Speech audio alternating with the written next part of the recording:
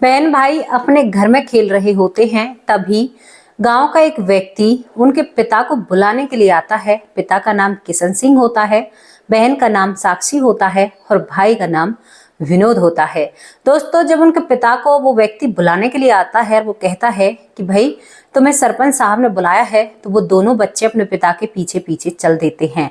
उनके पिता एक पंचायत में पहुंचते हैं जहां पर सरपंच साहब भी होते हैं और यहाँ पर जो किशन सिंह होता है उसने सरपंच पर ही आरोप लगाए थे कि तुम गलत काम करते हो, गांव में रहते हुए गांव का पैसा खा रहे हो। उस पर कई आरोप लगाए गए थे। इसके बदले में जो गांव का सरपंच होता है अपनी तरफ से एक व्यक्ति को खड़ा कर रखता है और दोस्तों सारे आरोपों को झूठा सिद्ध करते हुए किशन सिंह में एक थप्पड़ जड़ देता है।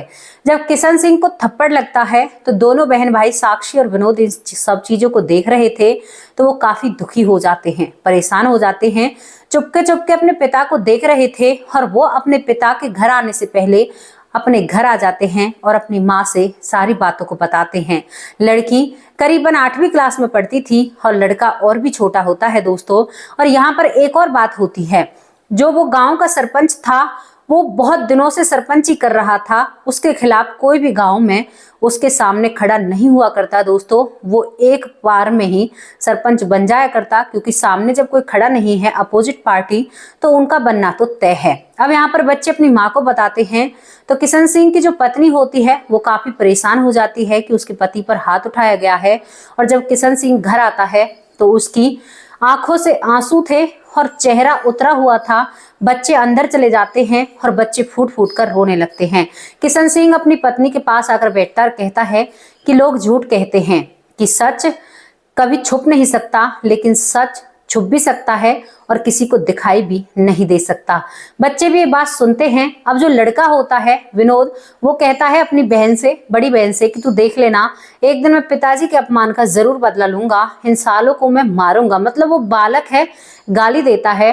तभी यहाँ पर ये बातें किशन सिंह सुन रहा होता है और वो अपने दोनों बच्चों को अपने पास बुलाता है, दोनों को समझाने लगता है। कहता है कि बेटा, ये समाज, ये लोग बहुत बेकार होते हैं जो दूसरे को गलत सिद्ध करते हैं। कभी भी इन लोगों के झांसे में नहीं आना है, वरना तुम्हारी जिंदगी यहीं पर थम जाएगी, रुक जाएगी। मैं कोर्ट कचहरी के चक्कर काटूंगा और तुम लोगों के खाने तक के भी लाले पड़ जाएंगे। पहले तुम पढ़ो लिखो, कुछ बनो, उसके बाद तुम सोचना कि तुमने क्या किया है, क्या करना है, क्या नहीं करना। ऐसे ही हम सरपंच के खिलाफ खड़े नहीं हो सकते। वो एक बड़ा आदमी है, उसकी चलती है हर जगह, और हम क्या हैं, छोटे से किसान हैं, हमारे हाथ में इतना सब कुछ कहाँ है। दोस्तों, ये बात साक्षी अपने दिमाग में बिठा लेती है और साक्षी अपने पिता से कहती है कि पिताजी, हम उससे बदला कैसे ले सकते हैं। तो यहाँ पर जो किशन सिंह होता है वो अपने बच्चों को बहलाने के लिए कह देता है कि बेटा, तुम पढ़ लिख कर अगर बड़े आदमी बने, किसी सरकारी पद पर बैठ गए बड़े पे, तो ये अपने आप ही इसका गुरूर है जो टूट जाएगा और फिर कोई भी जरूरत नहीं रहेगी बदले की और इस व्यक्ति की अकल ठिकाने आ जाएगी। अब साक्षी इस बात को सुनकर अपने कमरे में चली जाती है। छोटा भाई भी सुनकर उसके साथ चला जाता है। अब छोटा भाई तो सो जाता है, लेकिन साक्षी नहीं सो पाती है।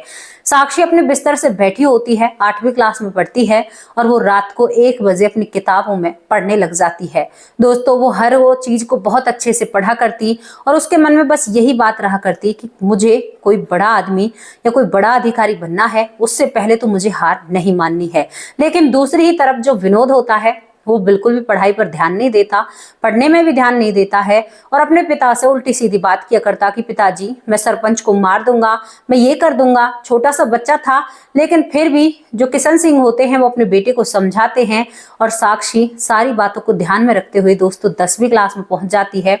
8वीं क्लास टॉप करती है, 10वीं टॉप करती है, 10वीं के बाद ग्रेजुएशन की तैयारी करती है और ग्रेजुएशन भी कर लेती है। जब साक्षी ग्रेजुएशन कर लेती है तो वो जवान हो चुकी थी। उसका पिता कहता है कि बेटी, मुझे अब तुम्हारी शादी करनी है, क्योंकि साक्षी की माँ भी चाहती है कि उसकी बेटी की शादी हो जाए। लेकिन साक्षी अपने पिता के सामने खड़ी होकर कहती है कि पिताजी, जितना पैसा आप मेरी शादी में लगाओगे, क्या उतना पैसा आप मुझे कोई सरकारी नौकरी में दिलाने में नहीं लगा सकते, मेरी पढ़ाई में नहीं लगा सकते, क्योंकि मुझे कुछ बनना है, मुझे कुछ करना है।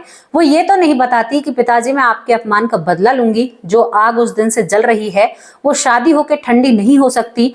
दोस्तों, साक्षी अपने पिता को समझाती है और साक्षी का पिता समझ जाता है। बेटी को कोचिंग लेने के लिए बाहर भेज दिया जाता है और वहां से कोचिंग लेते वक्त दोस्तों करीबन 1 साल के अंदर साक्षी एसडीएम बन जाती है।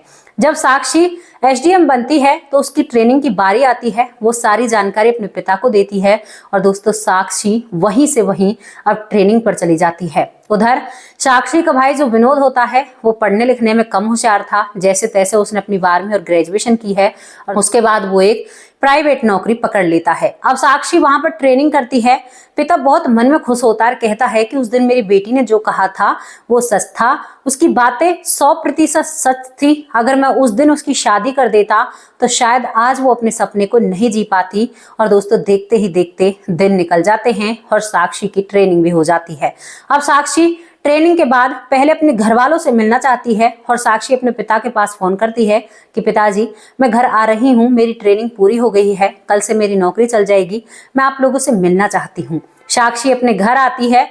जैसे ही गांव के बाहर पहुंचती है अपनी गाड़ी लेकर तो साक्षी का पिता पूरे गांव में ये बात बता देता है। उस सरपंच को भी ये बात पता चल जाती है और दोस्तों कुछ गांव के बड़े लोग साक्षी का स्वागत करने के लिए गांव के बाहर फूल माला लेकर खड़े हुए होते हैं, क्योंकि गांव से पहली बेटी एसडीएम बनी है। जब पूरे गांव के लोग बाहर खड़े रहते हैं, साक्षी जैसे ही अपनी गाड़ी से उतरती है तो दोस्तों सभी लोग उसका स्वागत करते हैं। स्वागत करने के बाद सभी लोग कहते हैं कि हमारी बेटी ने कर दिखाया। बहुत जोर शोर से उसका स्वागत किया जाता है। साक्षी घर पहुंच जाती है। घर पहुंचने के बाद अपने पिता का आशीर्वाद लेती है, माँ का आशीर्वाद लेती है, अपने छोटे भाई को गले लगाती है और कहती है कि छोटे तुमने भी मेरा बहुत साथ दिया है। इसके बाद साक्षी का पिता बड़ा ही खुश है और अब जब सारे काम निपट जाते हैं, शाम के वक्त सभी लोग बैठकर बात कर रहे थे, तभी साक्षी का पिता कहता है कि बेटा अब तो तुम शादी कर लो। तो यहाँ पर साक्षी कहती है नहीं पिताजी, मैं शादी कैसे कर सकती हूँ, अभी मुझे एक और काम करना है। तो यहाँ पर पिता हैरान सा खड़ा रह जाता है कि बेटा अब तुम्हारा कौन सा काम रह गया। तो साक्षी कहती है कि पिताजी आप भूल चुके होंगे, लेकिन मैं आपके उस थप्पड़ को नहीं भूली हूँ जो मैंने अपनी आंखों से देखा था और सरपंच साहब ने आपके गाल पर रखा था। मुझे तो सरपंच साहब से बदला लेना है।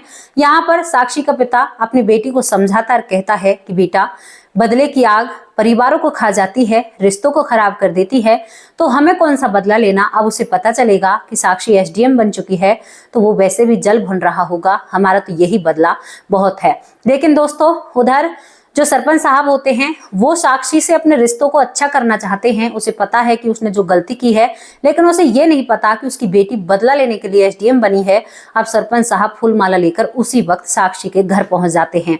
जैसे ही साक्षी सरपंच साहब को देखती है तो अपने पिता से कहती है कि पिताजी इससे हम बदले को कैसे भूल सकते हैं, इस व्यक्ति की तो उम्र भी बहुत लंबी है, देखो इसी के बारे में बात हो रही थी और ये हमारे दरवाजे पर आ चुका है। अब यहाँ पर सरपंच साहब साक्षी की तरफ फूल माला डालने की कोशिश करते हैं। साक्षी कहती है कि तुरंत मेरे घर से बाहर हो जाओ, मेरा और तुम्हारा कोई रिश्ता नहीं है, ना ही तो तुम इस गांव के लगते हो मुझे, क्योंकि तुमने मेरे पिता के साथ जो किया है वो जिंदगी भर नहीं भूल सकती। अगर मेरे पिता दोषी होते तो ये बात भूलने लायक थी, लेकिन मेरे पिता सच के साथ चलते हैं, सच पर विश्वास करते हैं और मैं अपने पिता की बेटी हूँ। साक्षी सरपंच साहब को वहां से भगा देती है। दोस्तों सरपंच साहब हैरान हो जाते हैं कि इस बच्ची को आज भी वो थप्पड़ याद है। अब यहाँ पर साक्षी उसी इलाके के एसडीएम से बात करती है और सारा काला चिट्ठा जो सरपंच साहब का था सबूत समेत, क्योंकि साक्षी बहुत दिनों से सबूत जुटा रही थी दोस्तों, सबूत समेत उस एसडीएम को दे दिए जाते हैं। सरपंच साहब के ऊपर कानूनी कार्रवाई कर दी जाती है और उनके ऊपर कड़ा एक्शन लिया जाता है, कई लाखों रुपए का जुर्माना, क्योंकि जो सरपंच साहब थे वो सच में ही बहुत गलत इंसान थे। उनका सारा चिट्ठा उस इलाके के एसडीएम साहब के सामने खुल चुका था और उनके ऊपर कार्रवाई हो चुकी थी। इस बात पर साक्षी कहती है वहां के एसडीएम से कि अगर सरपंच साहब पूछें कि भाई आज तक तो आपने मुझ पर एक्शन नहीं लिया, लेकिन अब ये एक्शन क्यों है, तो बता देना कि ये सब कुछ साक्षी की वजह से हो रहा है। जब सरपंच साहब उस एसडीएम से पूछते हैं जो उस इलाके के होते हैं तो वो तुरंत साक्षी का नाम ले लेते हैं और यहाँ पर सरपंच साहब अब अपनी गलती का अफसोस करते हैं, वो जुर्माना भरते हैं, माफी मांगते हैं और उसके बाद साक्षी के पैरों में गिरकर माफी मांग लेते हैं और कहते हैं कि बेटी जिस गांव की तू बेटी है उसी गांव का मैं बेटा हूं, मैं तेरे चरणों में गिरकर माफी मांग रहा हूं। आज के बाद अगर कोई गलत काम करूं तो मेरा सर और तुम्हारी जूती होगी। ये एक गांव के सरपंच का वादा है, जो गलतियां हो गई उन्हें माफ कर दो और मैं तुम्हारे पिता से भी माफी मांग रहा हूं। दोस्तों वो सरपंच साहब साक्षी के पिता से भी माफी मांगता है और और यहाँ पर साक्षी का दिल पसीज जाता है। सरपंच साहब को माफ कर दिया जाता है, लेकिन जो उसने गलत काम किए थे उनकी तो भाई उसे सजा काटनी है, जुर्माना भी भरना पड़ता है। और यहाँ पर जब उसके पिता से सरपंच साहब माफी मांगते हैं तो साक्षी की दाई जितनी खुशी शायद किसी और को नहीं हुई होगी। दोस्तों, एक ऐसी कहानी थी जहां पर एक बेटी रात दिन पढ़ाई में लग जाती है अपने पिता की बेइज्जती का बदला लेने के लिए, अपने पिता के अपमान का बदला लेने के लिए। बेटियां होती ही ऐसी हैं जिन्हें शायद अपने माँ बाप भाइयों से ज्यादा प्यारे लगते हैं। ये एक नॉर्मल सी बात है, जेनेटिक बात है। बेटियां माँ बाप से ज्यादा प्यार किया करती हैं। दोस्तों, आज ये बात साक्षी ने सिद्ध भी कर दी। तो कैसी लगी आप लोगों को ये स्टोरी, जहां पर एक बेटी ने अपने पिता का बदला लिया, वो भी एक बड़ा अधिकारी बनकर? तो जैसी भी आपको कहानी लगी हो, आप अपनी राय जरूर कमेंट बॉक्स में रखना। और दोस्तों, हमेशा अपने आप को इतना काबिल बनाइए कि सामने वाला बिना कुछ कहे ही अपना सर झुका ले। तो ऐसी काबिलियत तो बहुत अच्छी है ना। कुछ लोग, कुछ बच्चे बस अपनी जिंदगी में आते हैं और ऐसे ही चले जाते हैं, कुछ भी नहीं कर पाते।